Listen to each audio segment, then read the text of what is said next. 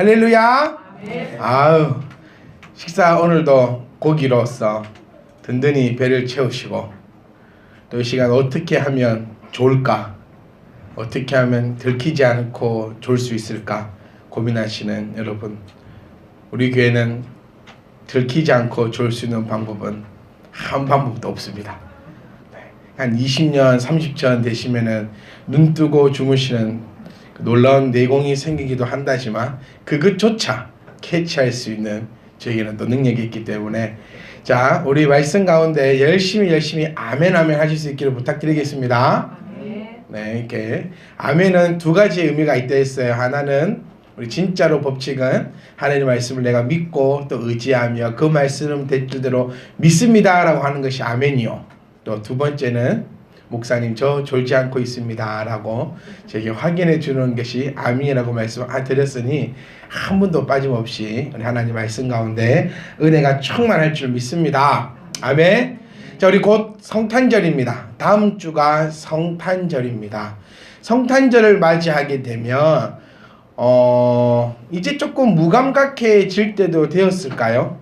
무감각해질 때가 되었을까? 연애할 때는 또 그 연인과 함께하는 성탄절이 기다려졌고, 또 아이들과 함께할 때는 또 아이들과 함께하는 성탄절이 기다려지고, 그럼 아이들도 다 크고 연애도 너무 한지 오래돼가지고 가물가물하신 우리 나이 또 있으신 집사님들은 과연 이 성탄절을 어떻게 보내야 될까 생각할 수 있는 성탄절인데, 우리가 항상 성탄절이 되면 그리스도 은혜 가운데 항상 심장의 두근거림이 있을 수 있기를 간절히 소망합니다. 아멘. 저는 하여튼 이 조만간에 우리 여자 청년들을 모아놓고 한번 강연을 벌일 겁니다. 우리 혜경 집사님, 미남을 어떻게 하면 미남을 얻을 수 있는가, 그 박력 있는 여자가 미남을 얻는다.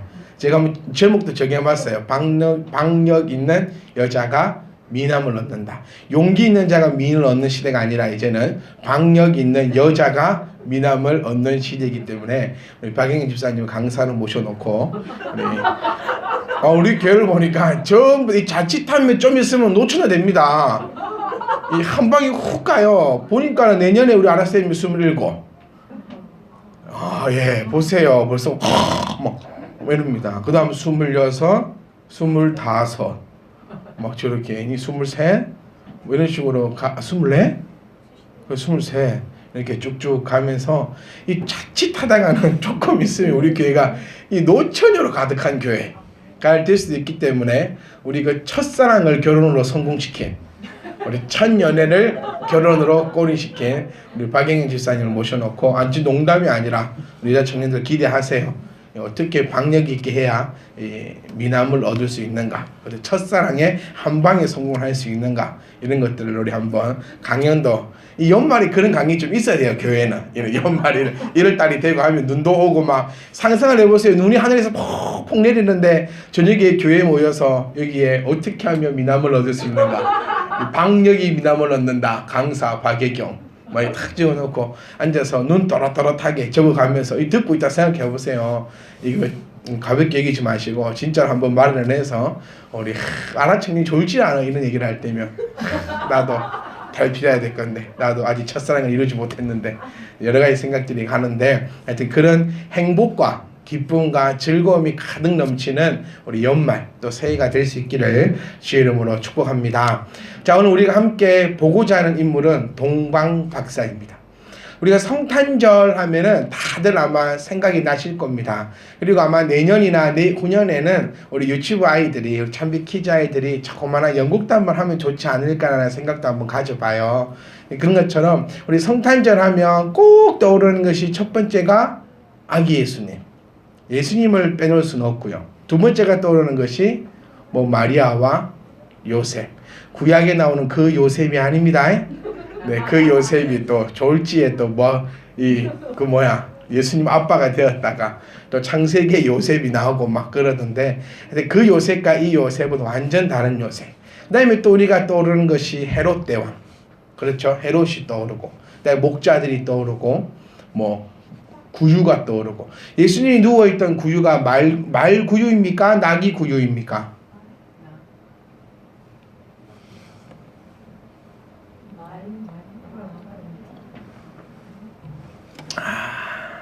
이게 틀리시는 분이 또 목소리는 커요. 자신감은 좀 영환 집사님 말입니까 낙입니까? 이거 눈치를 겁나 빨라요. 분명히 조금 전에도 큰 소리로 말 이렇게 했는데 예수님이 누였던 구유는 말 구유가 아니라 낙입니다. 낙이. 자, 말 구유는 그러니까 이게 상징성이에요. 상징성. 말 구유는 어떤 상징성을 가지고 있다 했죠? 말이 상징하는 거. 높은 지위, 전쟁, 승리, 권위, 지위. 그러니까 말이라 하면 요즘 말로 하면 벤츠나 BMW 정도 되는 그런 아주 고가의 자동차고요. 이 나귀를 얘기하면은 무엇을 상징합니까? 나귀는 겸손, 섬김, 희생물, 재물 이런 것을 가지고 있는 그 상징성이 나귀입니다. 그래서 우리는 이상하게 이게 성경에 나와 있지 않아요. 말 구유인지 나귀 구유인지. 근데 이게 희한하게 말 구유로 모두가 알고 있던데 말 구유가 아니라 낮고 낮은 자의 구유, 나귀의 구유. 그러니까 사람이 이 세상에 태어난 사람 중에서 이렇게 천하게 태어난 사람은 없다라고 할 정도로 아무리 이 상황에 태어나더라도 말 구유에 누이지 나귀 구유에는 누이지 않는 것이 대부분입니다. 하지만 주님께서는 우리 낮고 낮은 자리에 오신 것을 상징하고 있는 그런 장소입니다. 그때 또 떠오르는 것이 동방박사입니다. 동방박사. 자, 동방박사라면 몇 사람이죠? 몇 사람이요? 요것도 우리가 잘못 알고 있는 지식 가운데 하나입니다. 성경 어디를 봐도 동방박사 세 사람이라는 부인은 나타나지 않습니다. 그런데 우리는 동방박사를 세 사람이라고 표현하는 그 이유가 무엇일까요? 선물이 세 가지였습니다. 그러니까 동방박사가 100명이 왔는데 선물을 3개를 갖고 왔는지 진짜 3사람이 와가지고 3개를 놨는지 또 이걸 한 사람이 3가지의 예물을 가지고 왔는지 거기에 대해서는 우리가 알 방법이 없습니다. 하지만 동방박사가 이렇게 선물을 가지고 왔다. 동방박사라고 해서 그럼 어디 나라 사람일까요? 중국 한 명 나왔습니다. 또요? 또 뭐 한국보다는 낫다. 아니 한국이라고 주장하는 사람도 많이 있습니다. 동방의 가장 작은 나라가 어딥니까? 왜 한국이란데 이해를 못하겠어. 왜 여러분은 동방의 가장 작은 나라가 한국입니까? 우리의 바램 아닌가요? 왜 동방의 작은 나라가 한국입니까? 왜냐면요 여러분 성경에 동방의 작은 나라로부터 다시 그리스도의 복음이 전파되리라라고 할 말씀이 있기 때문에 그 동방의 작은 나라가 어디여야 된다? 한국이어야 된다라는 거지 어느 근거에서도 동방의 작은 나라가 한국이다라고 표현하고 있는 것은 없다라는 것이에요. 그럼 동방이긴 한데 이 동방에 대해서 또 어디 있는지는 우리는 단지 잘 모릅니다. 근데 우리가 한번 유추해 보는 것은 그냥 동방에 있는 동방 어딘가에 있는지는 모르겠지만 여기서 동방이라고 표현하고 있는 것은 또 어디일까 한번 생각해 봐야 돼요. 우리나라 동쪽은 어디입니까? 우리나라 동쪽에는 뭐가 있죠? 일본이 있어요. 서쪽에는요? 중국이 있어요. 자, 일본에서 동쪽은 어느 나라가 있습니까? 미국이 있고 서쪽에는요? 한국이 있습니다. 그런 것처럼 어디 지역에 있느냐에 따라서 완전히 달라진다는 겁니다. 그래서 아마 유추하는 겁니다. 유추를 한번 해봤을 때 여기서 말하는 동방이라는 것은 페르시아 쪽, 저쪽 요즘 말로 하면 이란 쪽. 그러니까 지금 중심지가 일어나고 있는 것이 팔레스타인 지역입니다. 자, 마태복음은 질문, 돌발 질문. 여기서 맞추시면 5분 주는 시간. 자, 지수야 눈이 또렷해진다 야 그러니까. 자, 마태복음은 누구를 위하여 적었나요? 5초 4 큰일 났네. 맞힐 줄 몰랐는데. 자, 5분 주겠습니다 그러면. 자, 마태복음은요, 마태가 예수님의 제자지요. 마태가 유대인들, 그리스도를 믿는 유대인들에게 보낸 책이 마태입니다. 그래서 유대인들 입장에서 쓰여졌기 때문에 예수 그리스도의 나심에 대해서 사복음서 중에서 가장 자세하게 나와 있는 책이 마태복음입니다. 심지어 마가복음은요, 예수님의 탄생에 대해서 언급조차 하지 않습니다. 바로 세례 요한이 튀어나오고 있는 사실을 볼 수 있는데 마태복음 그럴 수밖에 없었던 것이 유대인들은 가장 중요시 여기는 게 역사, 예언, 위치. 그렇기 때문에 족보부터 얘기하고 예수님이 어떻게 탄생했는가, 마리아의 몸속에 어떻게 잉태했으면 이렇게 나타나는가를 자세하게 설명해 주고 있고 그들의 중심, 팔레스타인 중심으로 해서 동방이라는 얘기입니다. 그래서 팔레스타인 이 지역에 있었을 때는요 사실 중국 모릅니다. 중국을 알 수 없는 시대고 더구나 한국은 전혀 모르고요. 일본은 택도 없습니다. AD 지금 몇 년이죠? 0년이지요. 예수님의 탄생 AD 0입니다. 지금으로부터 2016년 전에 일본 애들은요 원숭이처럼 살고 있던 시대입니다. 그렇죠? 일본 비하하는 게 아니고요. 이 2016년 전에 일본은 아주 원래 지금 다 부족한 시대지만 일본은 더 아주 안타까운 시절을 보내고 있던 것이 이쪽이다. 그래서 동방에서 온 박사들인데 그들이 어디서 왔는지는 도저히 알 수가 없고 여기서 박사라고 표현되어 있는 게 우리가 알고 있는 그런 박사가 아니라 여기 해석을 할 때 어쩌면 마술사라고도 표현될 수도 있고요. 어쩌면 수술사라고 표현될 수도 있고 하여튼 그런 여러 가지 용어들을 합쳐서 박사라고 표현을 하고 있다는 것입니다. 자, 이 박사들이 별을 보고 주님을 찾아 헤맵니다. 이때 우리가 한번 주목해 봐야 될 것은 믿는 우리들이 한번 대입시켜 봐야 될 것은 뭐냐면 이 동방 박사들이 제일 처음 찾아가는 곳이 어딘가요? 헤롯 궁정입니다. 왜죠?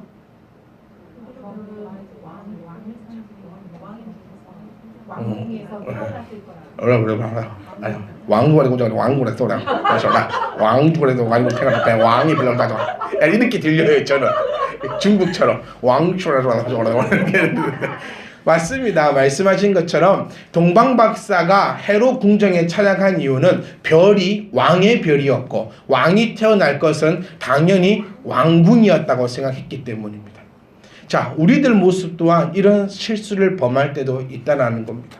말씀에 하나님의 주님의 그 뜻보다는 나의 생각과 나의 상식과 나의 경험이 앞설 때가 더욱더 많다는 거예요. 제가 자주 표현하는 겁니다. 예수님이 내 머릿속에 하나님이 내 생각과 맞게 움직인다면 우리는 주님과 예수님을 섬길 필요가 없다라고 저는 자신 있게 이야기합니다. 하나님의 그 마음을 내 마음에 담아둘 수 있다면 하나님의 그 생각을 내 생각 안에 담아둘 수 있다면 하나님은 우리가 그렇게 이렇게까지 믿지 않아도 될 존재일 수도 있다는 겁니다.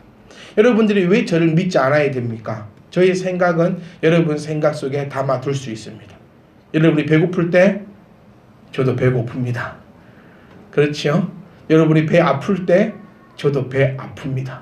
근데 하나님은 내가 배고플 때 배고프지 않고 혹 내가 배 부를 때 배 부르지 않으신 분, 내가 생각과 나의 판단과 나의 어떤 것으로도 하나님을 표현할 수 없다라는 점을 우리가 기억을 하셔야 하는데 하나님의 일을 누구의 생각으로 나의 생각과 나의 경험으로 그릴 때가 참 많다는 것을 우리가 한번 생각해 보면서 동방박사와 같은 그런 실수가 우리 가운데 나타나지 않기를 간절히 소망합니다. 자, 만약에 이때 우리 역사책에도 기록되어 있거든요. 헤롯이 이 시기에 3살 이하의 아이들을 모두를 죽여버렸다는 것은 성경에만 나타나 있는 역사가 아니라 로마의 역사서에도 정확하게 표현되어 있습니다. 그래서 로마의 한 황제는 헤롯의 백성이 되는 것보다 로마의 돼지가 되는 것이 더 낫다라고 표현할 정도로 아주 흉폭하고 아주 잔인한 왕으로 소문이 자자했고 사실 이 일이 어떻게 해서 벌어졌나요? 동방박사가 자기의 생각대로 왕궁에 찾아가지 않았다면 이런 피해, 이런 아픔의, 이런 죽음의 역사는 있지 않았을 겁니다. 그들이 별을 그냥 보고 따라갔다면 자기의 상식, 자기의 생각대로 아마 앞서서 가지 않았더라면 그들은 왕의 별을 보고 따라왔어요. 이것은 제 생각입니다. 근데 제가 한번 편해 보려고 별이 움직이는 것보다 먼저 가려고 빨리 일을 해결하려고 이거는 어디다, 이거는 요거다, 우리 경험대로 이렇게 되면 이렇게 되더라. 교회에서 먹는 밥은 살찝니까 안 찝니까? 안 찐다는 게 우리 믿음입니다. 안 찐다는 게. 근데 요것은 요거더라. 그렇게 생각하면서 교회는 복이 흐르니까 밥을 많이 먹어도 뭐 안 되더라? 살이 안 찌더라.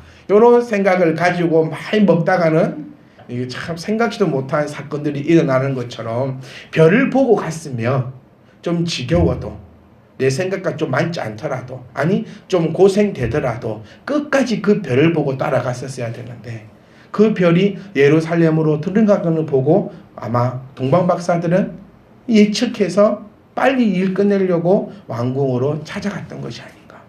그리고 그 사건을 인하여서 우리의 잘못된 판단에 의해서 걷잡을 수 없는 사건들이 일어남을 우리가 명심할 수 있기를 간절히 부탁드립니다.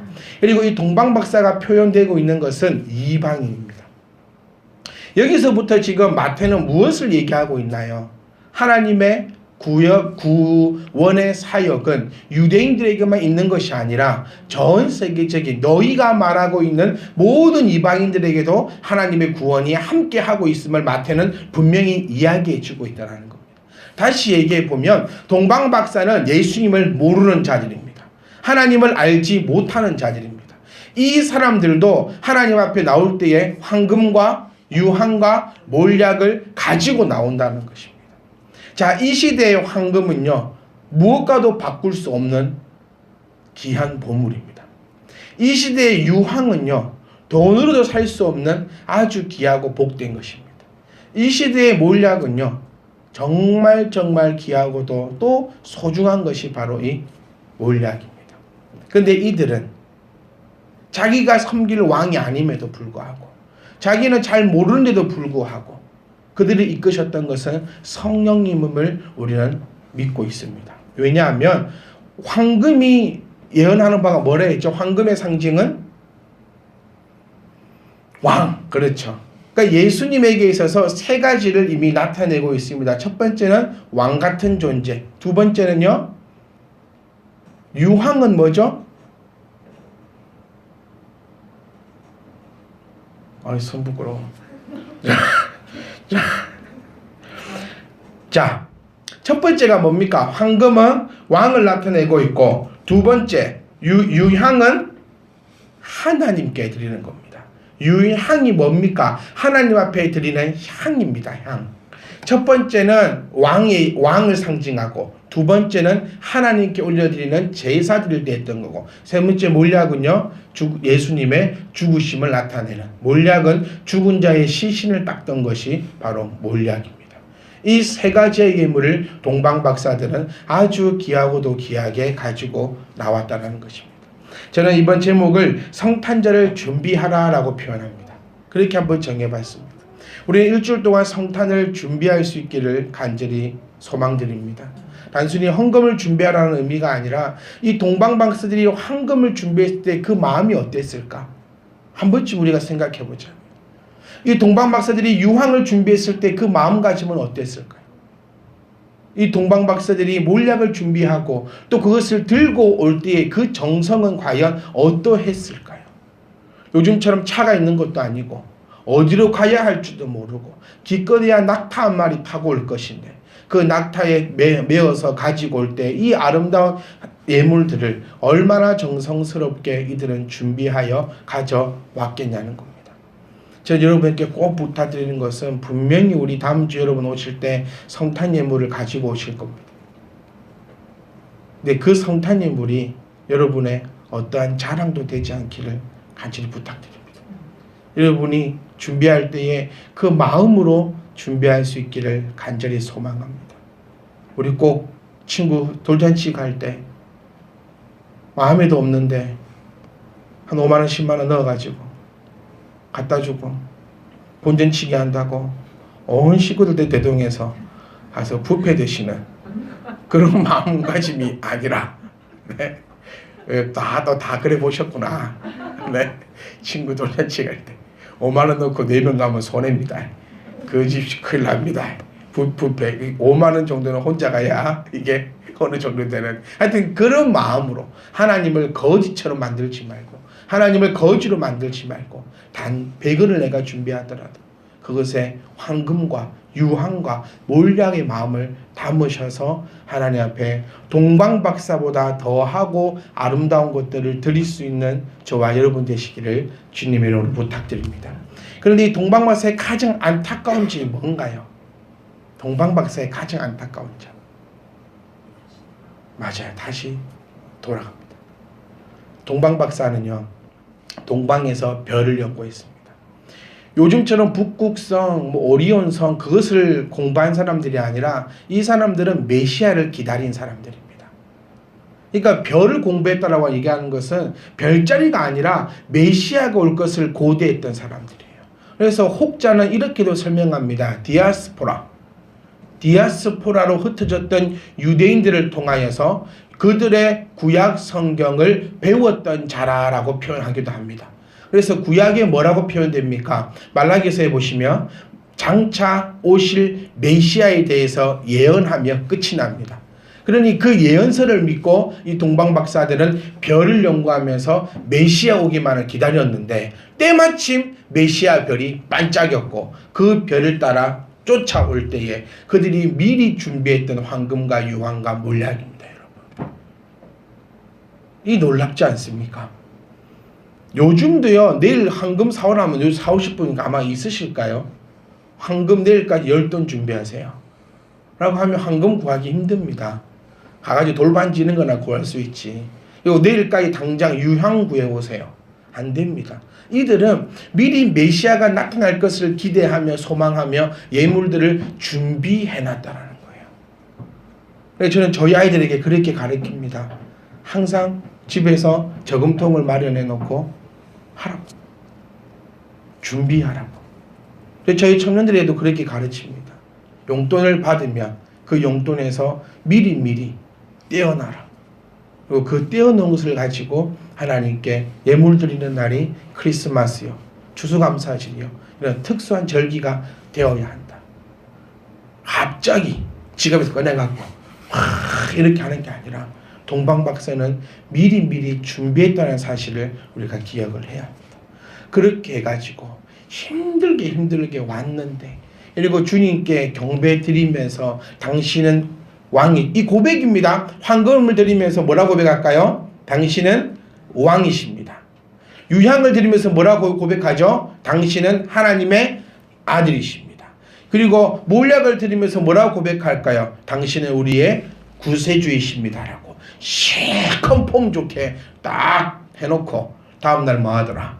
다음날 자기 고국으로 돌아가더라. 우리가 오늘 하나님 앞에 왔습니다. 하나님 앞에 예배합니다. 말씀 듣습니다. 깨닫습니다. 하나님 감사합니다. 사랑합니다. 모두가 고백합니다. 그리고 다시금 내일은 세상으로 돌아가 그들과 함께 죄 있는 자리에서 같이 살아가더라. 이거하고 똑같은 거라는 거예요. 자, 성도 여러분, 우리는 예수님을 믿습니다. 아멘. 그렇기 때문에 돌아가지 마시고 주님과 함께하는 삶으로 승리할 수 있기를 간절히 소망합니다. 아멘. 우리 한 주간 성탄절을 준비하실 때에 여러분 생각하십시오. 메시아에 대해서 정말 깊이 묵상해 보세요. 아, 크리스마스 오는구나. 나는 올해도 여전히 남자친구가 없구나. 나는 뭐 할까? 집에서 뭐 할까? 교회 나와야겠다. 이게 아니라 정말 우리를 위해서 오신 그 메시아 별을 바라보는 심정으로 주님을 생각하십시오. 그리고 주님 앞에 드릴 귀한 예물들을 내가 미리 준비도 하십시오. 그리고 우리는 결단코 돌아가지 않으리. 내 생각과 맞지 않다고, 내 경험과 맞지 않다고 해도 나는 결단코 다시 왔던 곳으로 돌아가지 아니하고 예수를 나의 구주로 영접하며 주님과 함께 살리라 라고 고백하면서 동방박사보다 더욱더 귀하고 복된 성탄절이 될 수 있기를 주의 이름으로 부탁드립니다.